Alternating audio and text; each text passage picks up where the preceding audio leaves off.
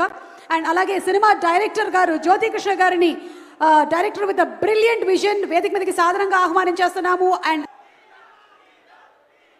Fans అందరికీ నమస్కారం. And ఆంధీ లాంటి ఫ్యాన్స్కి నమస్కారం. ఈ టైటిల్ హరిహర వీరమల్లు ఈ టైటిల్ పెట్టింది డైరెక్టర్ క్రిష్ గారు. ఆయనకి చాలా థ్యాంక్స్ చెప్పాలని కొట్టుకుంటున్నాను. అండ్ ఈ సినిమాలో బాబీ డియోల్ ఔరంగజేబ్ రోల్ పోర్ట్రేట్ చేస్తున్నారు. ఔరంగజేబ్ రోల్ అంటే very powerful Mughal king. And అతను ఇండియా మొత్తం కాంకర్ చేశారు. ఫ్రమ్ ఇండియా అంటే ఇప్పుడు ఉండే ఇండియా కాదు, అటు ఆఫ్ఘనిస్తాన్ నుంచి శ్రీలంక దాకా అంత పెద్ద పవర్ఫుల్ రూలర్. అంత పెద్ద రూలర్కి నిద్ర పట్టేది కాదు, ఒకే ఒక వ్యక్తిని చూస్తే నిద్ర పట్టేది కాదు. అది ఎవరంటే మన ఛత్రపతి శివాజీ.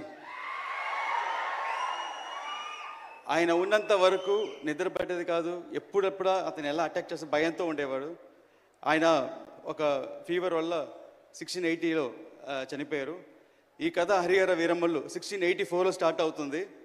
అదే ఛత్రపతి శివాజీ తను చనిపోయేటప్పుడు తన కోరిక ఏంటంటే మొఘల్స్ దగ్గర నుంచి జ్యోతిలింగాన్ని కాపాడాలి, అటు కాశీ విశ్వనాథ్ టెంపుల్ కాపాడాలని అతను మళ్ళీ ఉండి చేసే ప్రయత్నమే హరిహర వీరమల్లు.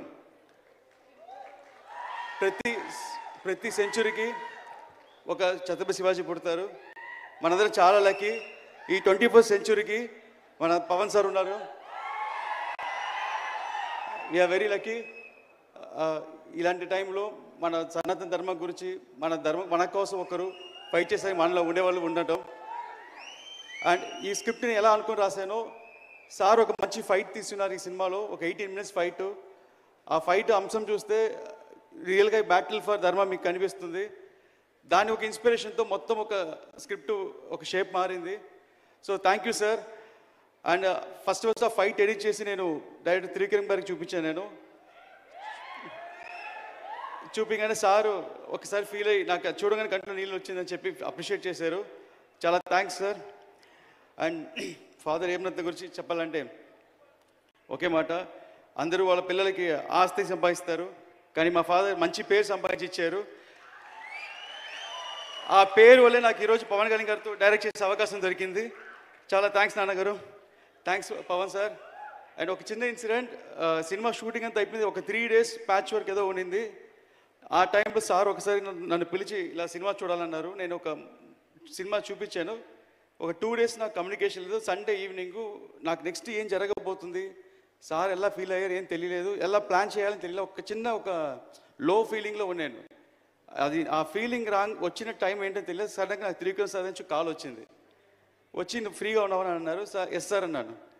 ఒకే మాట, ఇప్పుడే పవన్ సార్ ఇంట్లో నుంచి బయటికి వస్తున్నారు, నీ గురించి 2 hours చెప్పారు అన్నారు. చెప్పగానే అప్పుడు ఒక మాట, ఒక టెక్నీషియన్కి ఎంత సంపాదించి డబ్బులు ఇచ్చినా సరిపోదు, వాళ్ళకి కాంప్లిమెంట్ ఇస్తేనే ఇష్టం. నేను 2 hours కాంప్లిమెంట్ చేశారన్నారు. అవి నాకు తెలియని సంతోషం, కానీ నా కంట్లో టీఎస్ కారుతుంది. సో ఎవ్రీ సీన్ నేను సార్తో చేసేటప్పుడు సార్ దగ్గర ఒక గుడ్ అనిపించుకోవాలి, వెరీ గుడ్ అనిపించుకోవాలని చేస్తాను నేను. సో థ్యాంక్స్ సార్, మూవీ చాలా బాగా చేశాను సార్. And thank you so much sir for giving this opportunity. And మీ ఫ్యాన్స్ మేము అందరి సినిమా చూసి గర్వపడతాం. Thank you so much.